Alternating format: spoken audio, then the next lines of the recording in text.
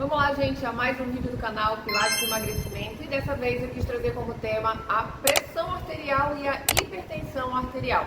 São duas coisas diferentes, mas que eu sei que dá uma confusão na hora da gente falar.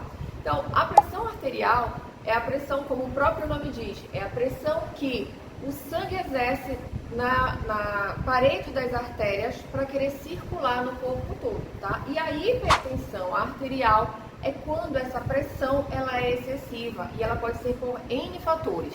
Então, antes de eu falar tudo que precisa ser falado, eu vou colocar um pouquinho de história para a gente entender de onde surgiu esses números que todo mundo diz que é padronizado. Então, na década de 1948, surgiu um estudo, foi feito um estudo muito relevante que até hoje ele é utilizado, tá? Em uma cidade nos Estados Unidos, na região de Massachusetts, que leva o nome deste estudo, tá? Que dizia o seguinte: pegaram uma população de mais ou menos 5.200 pessoas. E por que pegaram essa população? Porque essa cidade era uma cidade das diversas dos Estados Unidos que tinha uma população bem heterogênea, então bem multirracial. E aí pegaram mais de 5.000 pessoas para fazer esse estudo. E dentro desse estudo eles queriam avaliar a pressão arterial, todo o indicativo que naquele meio aquelas pessoas elas poderiam ter para alteração, que levasse a uma alteração dessa pressão arterial. Então, a forma delas comerem, delas se alimentarem, a forma delas trabalharem, a forma de dormir, tudo, a atividade física que na época, imagina, 1948, bem diferente, né, de 2026, também diferente da nossa época atual. E aí, esse estudo ele foi sendo feito até agora, 2023.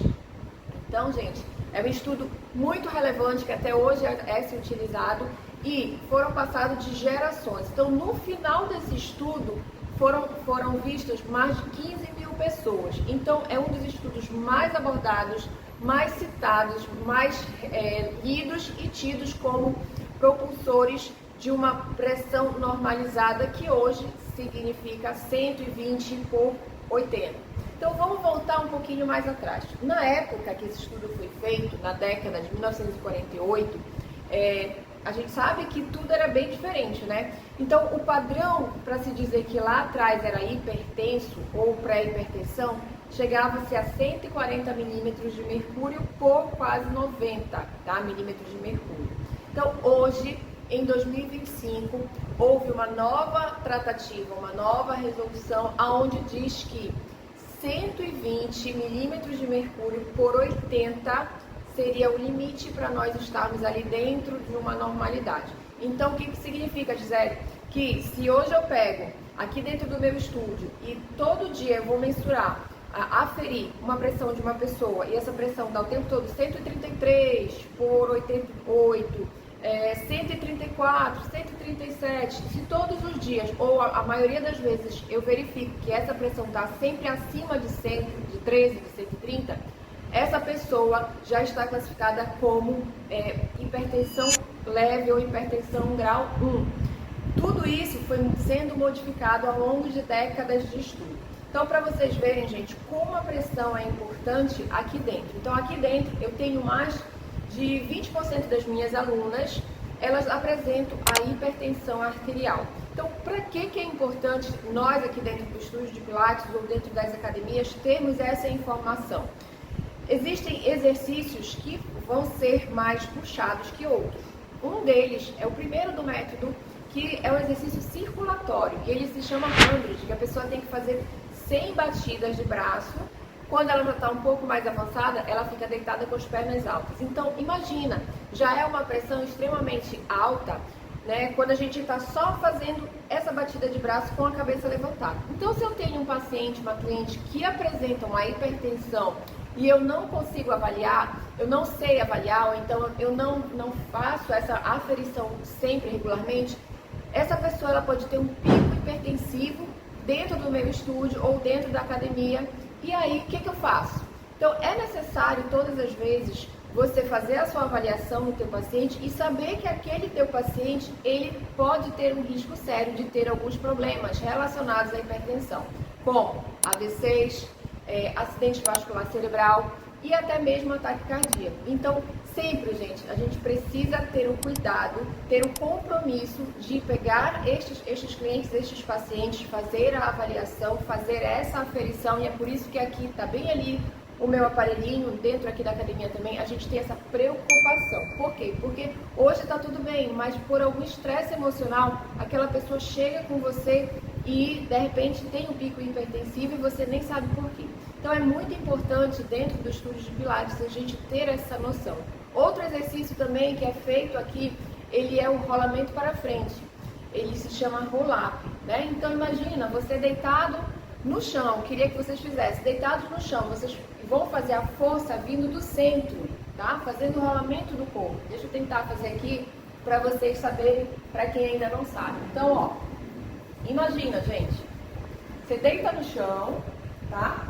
Aí, a força que você vai fazer, ó, de pressão, para subir no rolamento, sem parar de respirar e sem ter a apneia, como a gente fala, ela é grande.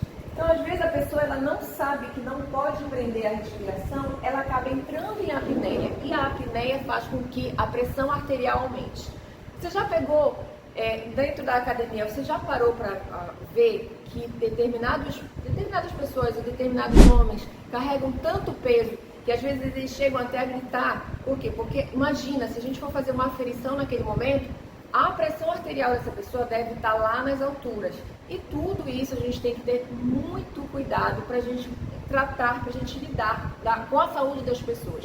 Então, estar no estúdio de Pilates não é simplesmente passar exercício, mas ter o cuidado geral na hora de você receber o seu paciente. E outra coisa, gente, existem pressões diferentes para cada pessoa. Lógico, tem um padrão normal. Então, olha lá, voltando no estudo. Esse estudo, ele avaliou que naquela época, as 5.000 pessoas, imagina, a nossa população atual são de bilhões, tá? Então, naquela época, 5.000 pessoas, eles viram que dentro do padrão, a normalização seria 120 por 80. Por isso que ficou 12 por 8. Agora, prestem atenção. Nós, mulheres, temos a tendência de ter a pressão mais baixa. Eu, por exemplo, a minha pressão sempre é 10 por 7. Eu estou hipotensa? Não.